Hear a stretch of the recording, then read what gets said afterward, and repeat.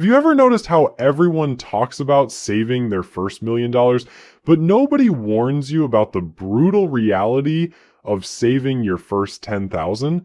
It's like everyone assumes you'll just magically skip past this milestone, when in reality, this is where most people's financial dreams go to die. And I've spent way too much time analyzing why some people build wealth while others remain perpetually broke. After watching hundreds of people attempt and fail to save their first 10 grand, I've discovered something that might shock you.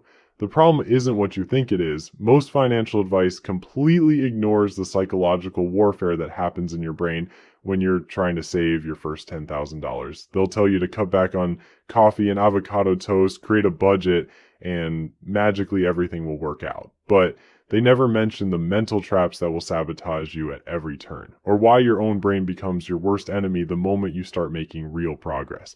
Here's what's really happening. That first $10,000 represents something much deeper than just a number in your bank account. It's proof that you can delay gratification, that you can think beyond next weekend's plans, and that you have the discipline to build something meaningful over time. But your brain doesn't want you to have that proof. Today I'm going to reveal the 5 hidden reasons why most people never save their first $10,000, and more importantly, how to outsmart your own psychology to actually reach this crucial milestone. These aren't the typical budgeting tips you've heard 1,000 times. These are the uncomfortable truths that nobody talks about because they're too busy selling you their latest course on passive income. But first, let me paint you a picture of what this milestone actually means. $10,000 sitting in your savings account isn't just money. It's options. It's the ability to take a calculated risk without ending up homeless. It's the foundation that every wealthy person built their empire on, whether they admit it or not. The crazy part is that most people will earn hundreds of thousands of dollars over their working lifetime, yet they never manage to keep 10,000 of it saved at one time. They'll spend 40,000 on a car that loses half its value the moment they drive it off the lot, but somehow saving 10,000 feels impossible. So why does this happen? Why do intelligent, hardworking people consistently fail at this seemingly simple task? The first hidden reason is what I call the proximity curse. The closer you get to having $10,000 saved, the more your brain starts generating reasons why you need to spend it. This isn't a coincidence or a lack of willpower. It's actually your brain's survival mechanism kicking into overdrive. You see, for thousands of years, humans survived by resources using immediately when they became available. Hoarding food or supplies was often pointless because you might not be alive tomorrow to use brain is still them. You're wired with this ancient programming, and when it sees a large sum of money just sitting there, it interprets this as waste. At $8,000 saved, your brain starts whispering suggestions. Maybe your car needs new tires. Maybe you deserve a vacation since you've been working so hard. Maybe now is the perfect time to upgrade your living situation. These thoughts feel rational and justified, but they're actually your prehistoric brain trying to protect you from the perceived danger of having unused resources. The second reason people fail is the one celebration trap. This is particularly cruel because it disguises itself as positive certain thinking. When you hit 5 milestones like $1,000 or $7,000, you feel proud progress, and of yours rightfully so. But then your brain decides this progress deserves a reward. You've been so disciplined, so focused. Surely you can afford to treat yourself to something nice. Maybe that expensive dinner you've been avoiding, or those shoes you've had your eye on, or a weekend getaway to celebrate your financial responsibility. The irony is thick enough to cut with a knife. This celebration spending typically happens right when momentum is building, effectively resetting your progress and forcing you to start over. It's like training for a marathon and then deciding to reward yourself with a week of junk food and no exercise right before the race. The third psychological trap is comparison paralysis. Social media has turned everyone into a financial voyeur, constantly comparing their behind-the-scenes struggles with everyone else's highlight reel. When you're grinding away trying to save your first 10,000, you're surrounded by people posting about their latest purchases, vacations, and lifestyle upgrades. Your friend just bought a new truck. Your coworker is renovating their kitchen. Your neighbor installed a pool. Meanwhile, you're eating leftovers and driving a car that makes weird noises, all in service of this abstract goal that nobody seems to care about or even notice. The comparison game makes saving feel like punishment instead of progress. You start questioning whether you're missing out on life by being so focused on this arbitrary number. After all, you could be enjoying yourself right now instead of postponing gratification for some hypothetical future benefit. But here's what makes this even more insidious. The people you're comparing yourself to often have zero savings themselves. That new truck was financed. The kitchen renovation was put on credit cards. The pool was a home equity loan. You're comparing your disciplined financial behavior to their debt-fueled consumption and somehow convincing yourself that they're winning. The fourth hidden reason involves what I call milestone blindness. Most people set the goal of saving $10,000, but they never clearly define what happens after they reach it. This creates a psychological problem because your brain doesn't see the point of working toward a destination that has no clear purpose. Without a compelling reason for having $10,000 saved, your subconscious starts treating it like a high score in a video game. Interesting to achieve, but ultimately meaningless. This is why so many people who do manage to save $10,000 immediately spend it on something unnecessary, to a larger vision. Like, they reach the goal, but they never connect for their life. The money becomes an end in itself, rather than a tool for building something bigger. And when money becomes the goal instead of the means to achieve your goals, your brain starts looking for ways to convert that abstract number back into concrete experiences or possessions. The fifth and perhaps most devastating reason is what I call the reset mentality. This happens when people view their savings journey as a series of isolated attempts rather than a continuous process. Every time they spend down their savings, they treat it like starting over from zero. This creates a boom and bust cycle where they'll save $3,000, spend it on something they convince themselves is important, then start over again. They never build the psychological momentum that comes from sustained progress because they keep resetting their internal scoreboard. The reset mentality also makes people more likely to give up entirely when they face a setback. If you've saved $4,000 and then have to spend $2,000 on car repairs, the reset mentality makes this feel like complete failure rather than a temporary setback. Instead of recognizing that you still have $2,000 more than when you started, you focus on how far you are from your goal. What makes all of these psychological traps so powerful is that they operate below the level of conscious awareness. You don't wake up and decide to sabotage your savings. Instead, these mental patterns influence your decisions in subtle ways that feel completely rational in the moment. Your brain is incredibly sophisticated at generating logical sounding justifications for illogical financial behavior. It will present you with compelling arguments for why this particular purchase is different, why this expense is necessary, or why this opportunity can't wait. The reasoning always sounds reasonable, even when the pattern reveals itself to be anything but reasonable. This is why willpower alone isn't enough to overcome these obstacles. You're not fighting against external circumstances or bad luck. You're fighting against millions of years of evolutionary programming that doesn't understand the concept of delayed gratification in a modern economy. But here's where things get really interesting, and this is the part that nobody wants to admit. The same mental programming that's sabotaging your savings is actually trying to protect you from something much scarier than being broke. It's trying to protect you from the responsibility that comes with having money. Think about it this way: when you're living paycheck to paycheck, every financial decision is essentially made for you. You pay rent, you buy groceries, you put gas in your car, and whatever's left over gets spent on whatever seems most urgent or appealing at the moment. there's no real strategy required because there are no real choices to make. But when you have $10,000 sitting in your bank account, suddenly you're faced with actual decisions. Do you invest it? Do you keep it in savings? Do you use it as an emergency fund or as seed money for something bigger? These questions require you to think about your future self, to make predictions about what you'll need and want years from now. And let's be honest, most people are terrified of making the wrong choice. So their brain helpfully eliminates the choice altogether by creating irresistible reasons to spend the money, no difficult decisions. It's like psychological self-defense.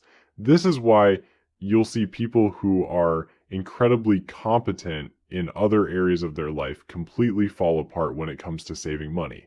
They can manage complex projects at work, maintain relationships, raise children, learn new skills, but somehow they can't figure out how to keep money in a bank account. It's not because they're stupid or lazy. It's because saving money forces them to confront uncomfortable questions about their values, their priorities, and their vision for the future. Questions that are much easier to avoid when you're busy spending everything you earn. Now, here's something that might blow your mind. The people who successfully save their first $10,000 don't necessarily have better willpower than everyone else. What they have is better systems for working with their psychology instead of against it.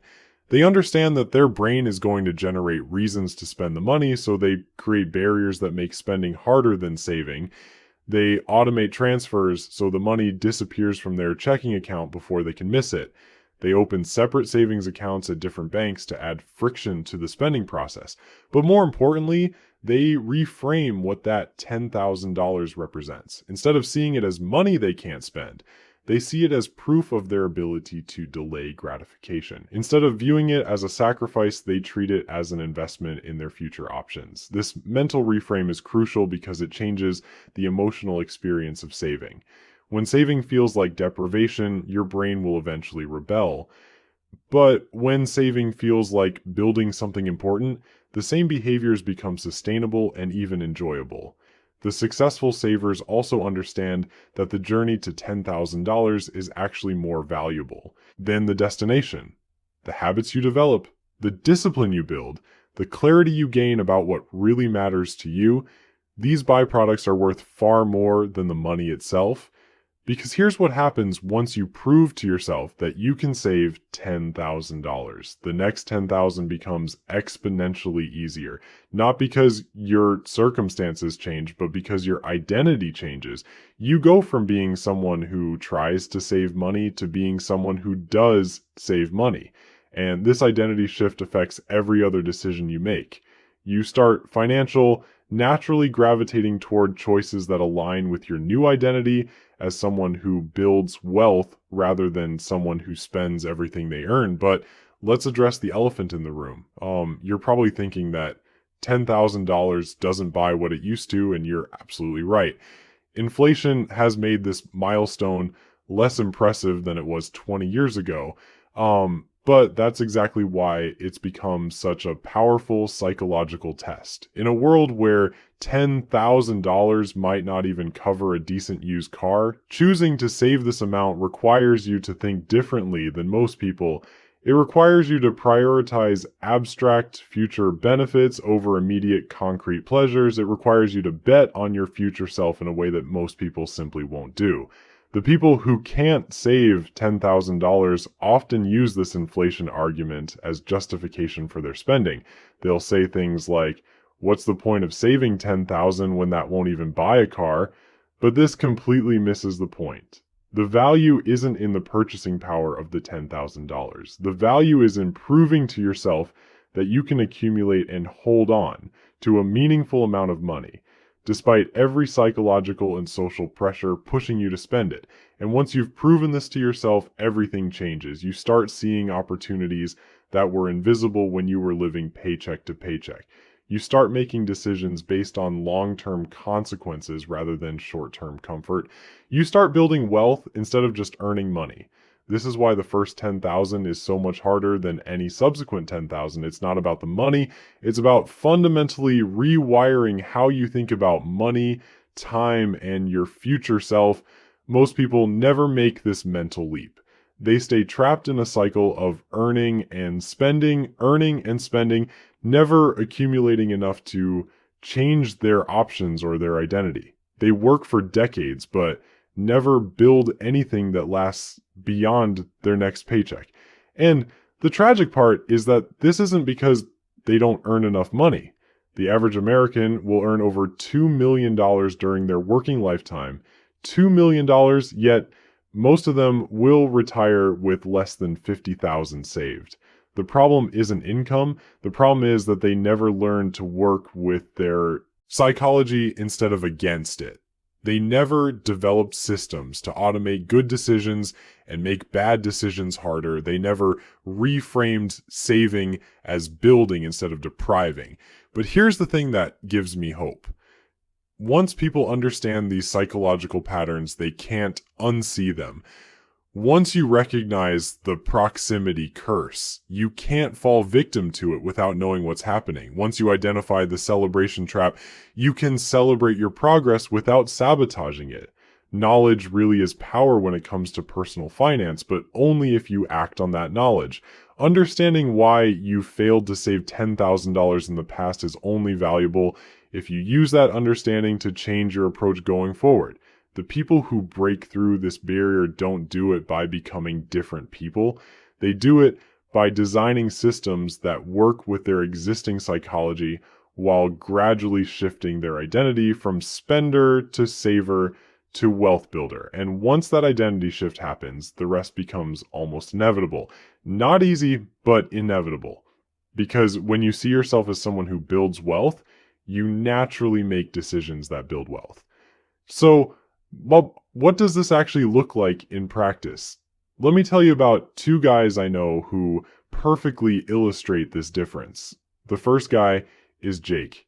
Jake's been trying to save $10,000 for about 3 years now. He's gotten close multiple times. He hit 8,000 once, 7,000 twice, and 5,000 more times than he can count. But something always happens. His laptop dies right when he's at 6,000. His buddy's bachelor party in Vegas comes up when he's at 7,000. His car needs repairs when he's at 8,000. Jake genuinely believes he's unlucky. He'll tell you all about how life keeps throwing curveballs at him, how unexpected expenses keep derailing his progress. But here's what Jake doesn't realize. His laptop didn't randomly die. It had been running slowly for months, but he ignored it because fixing it would cost money. His buddy's bachelor party wasn't a surprise. It was planned 6, but months in advance. Jake didn't save for it separately because that felt like too much planning. Jake treats his savings account like a checking account with a higher balance. Every time something comes up, he dips into it because that money is just sitting there doing nothing. In his mind, he's being responsible by using his savings for legitimate expenses instead of going into debt.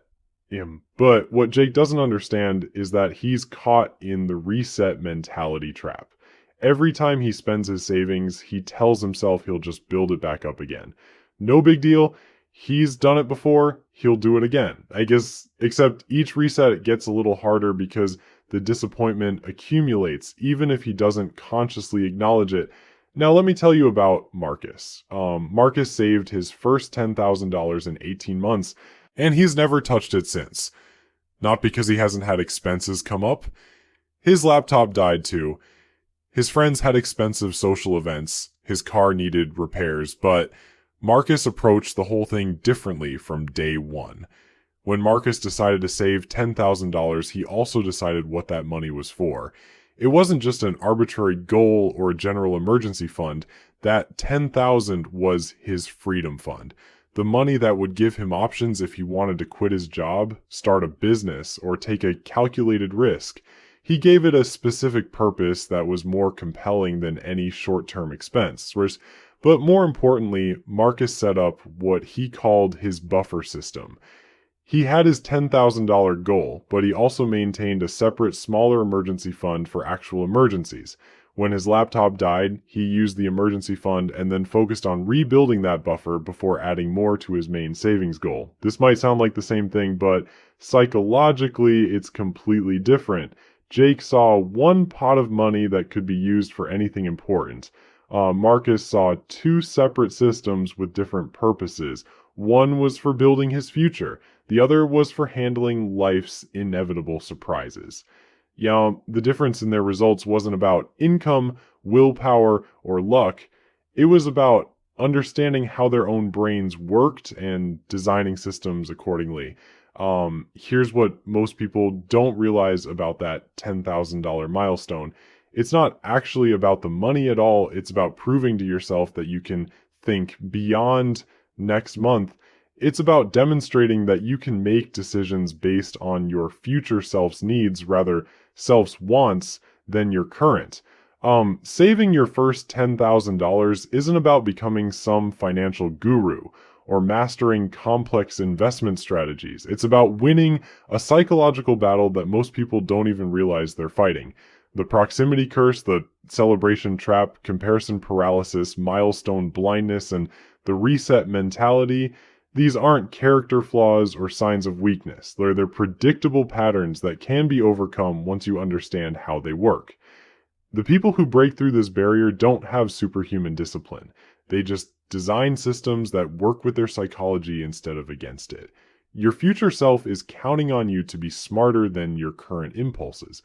The question isn't whether you can save $10,000. The question is whether you're ready to become the kind of person who does.